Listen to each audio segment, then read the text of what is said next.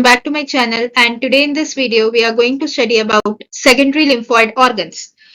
Under secondary lymphoid organs, we already learned in the last video about lymph nodes. Today we'll see the rest of the lymphoid organs. So first lymphoid organs is spleen. So as you can see here in the structure of spleen, what we have is splenic artery and splenic veins. That means spleen is the organ which does not get the antigen collection via lymphatic vessels. It will get antigens by arteries and veins. So that means spleen is the organ that helps to clear antigens that are present in our bloodstream. Now this veins, as you can see here, it is again distributed in small venules, which we call it as a sinuses. We have trabeculae, which provides support. We have follicles as a storehouse for B cells. Here we have two sets like inner white pulp and the outer red pulp. It is called red pulp because it is rich in red blood cells. White pulp consists of marginal zone, which is a separation between white and the red pulp, and it consists of pulse, that is periarteriolar lymphatic sheath. So now we can see spleen. It is present in the left side of the abdominal cavity. It mounts immune responses to antigens in the bloodstream, and it is not supplied by lymphatic vessels. So blood-borne antigens and lymphocytes are carried into the spleen through splenic artery and out via splenic veins. Now trabeculae, it is a projection that provides support, as I said, marginal zone that separates red and white blood cells, and it consists of macrophages and B cells, which is a first line of defense in case of blood-borne pathogens.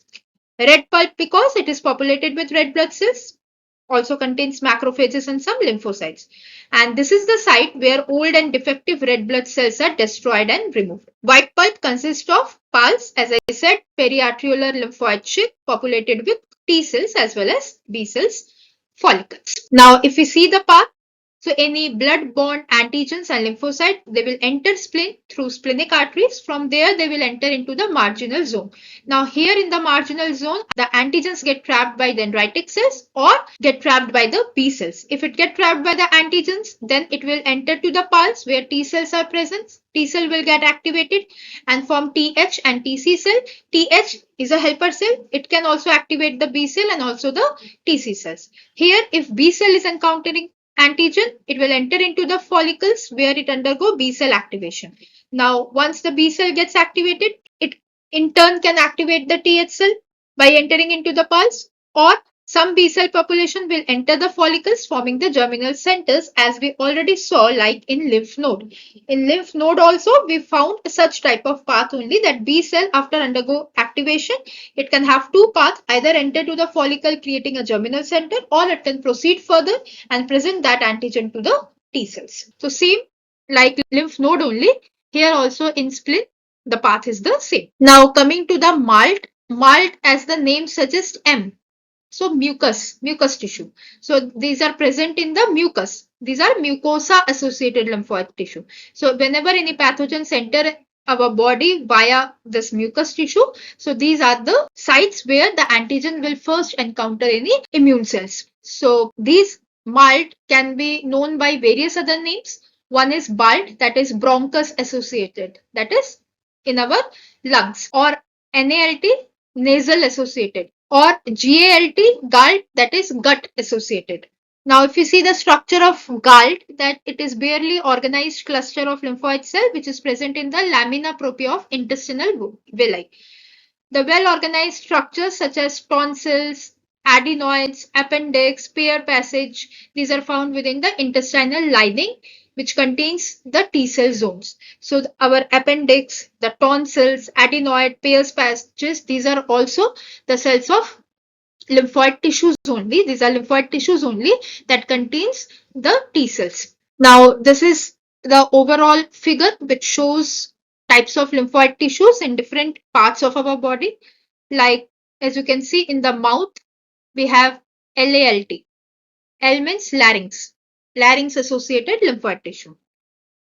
In eye, we have CALT, that is conjunctival associated lymphoid tissue. Nose, that is nasopharynx associated lymphoid tissue. Skin associated lymphoid tissue. For trachea, bronchus, lungs, even the mammary gland, we call it as a bronchus associated lymphoid tissue.